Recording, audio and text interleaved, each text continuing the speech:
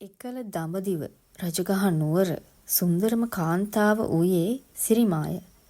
ඇය සාමාන්‍ය ස්ත්‍රියක් නොවූවාය. ඇය රජගහ නුවර අග්‍රගණ්‍ය රූපරාජිනියක් වූවාය. ඇගේ රූපය කෙතරම් අසිරිමත්ද යත් ඇයව දැකීමට පමණක් දහස් ගණන් ජනයා පෝලිම් ගැසී සිටියහ. සිරිමාසිය වෘත්තිය ඉතා ඉහළ මට්ටමකින් පවත්වාගෙන ගියාය. ඇය සමග එක් රැයක් ගත කිරීමට රන්කාසි දහසක් අය කළාය. ඇය ජීවත් වූයේ මහා මන්දිරයක.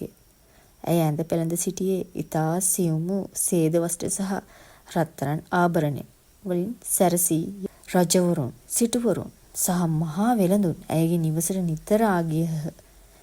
ඇය තනිවම සිටියේ නැහැ. ඇයට උපකාර කිරීමට සේවිකාවන් පිරිසක් සිටි අතර ඔවුන් ඇයව මල් මාලා වලින් හා සුවඳ විලවුන් වලින් සරසනු ලැබුවහ. තම රූපය ගැන ඇයට තිබුණේ දැඩි විශ්වාසයකි. නගරයේ පාරක බැස යන විට සියලු දෙනා වැඩ නතර කර ඇය දෙස බලා සිටියහ. ඇගේ සිනහවට සහ බැල්මට මුළු රජගහ නුවරම වසඟ වී තිබිණි. ඇය සිතුවේ ඇගේ මේ රූපය කිසිදා නොමකෙන සදාකාලික දෙයක් ලෙසයි. කෙසේ වෙතත් ඇගේ වෘත්තිය ජීවිතයේ උඩු යටිකුරු වූයේ උත්තර උපාසිකාවගේ නිවසට සේවය සඳහා ගිය අවස්ථාවේදීය.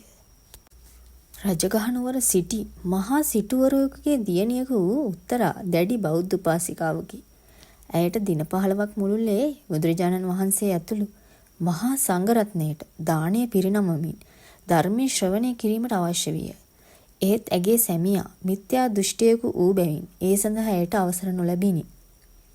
උත්තරා රන්කාසි 15000ක් වියදම් කර එම දින 15 තුල තම සැමියාගේ උපස්ථාන කටයුතු සහ අවශ්‍යතා ඉටු කිරීම සඳහා එකල නගරයේ සිටි රූපවත්ම ගණිකාව වූ සිරිමාව කුලියට ගත්තාය. උත්තරා මහත් සතුටින් දානමය කටයුතු වල නිරත වන අයුරු දුටු සිරිමාට තමා එහි සිටින්නේ කුලියට බව මොහොතකට අමතක විය. ඇය තමා එම නිවසේ සැබෑ ගෘහණිය ලෙස සිතන්නට වූවාය. දිනක් සිරිමාගේ නිවසේ දානයකට වැඩම කළ එක් තරුණ භික්ෂුවක් ඇගේ අසාමාන්‍ය රූපය දැක ඇය කෙරෙහි දැඩි ලෙස ලොළු වූහ. ඇය කෙරෙහි ඇති වූ රාගය නිසා උන්වහන්සේට ආහාර පවා අප්‍රිය වූ අතර දින කිහිපයක් රෝගීව වැතිර සිටියහ. කාලයාගේ ඇවෑමෙන් සිරිමා හදිසියේ රෝගාතුර වී මිය ගියාය. ඇය මිය ගිය පසු බුදුරජාණන් වහන්සේ බිම්බිසාර රජුට උපදෙස් දුන්නේ ඇගේ සිරුර වාහම ආදාහනය නොකර සොහනක දමා ආරක්ෂා කරන ලෙසයි.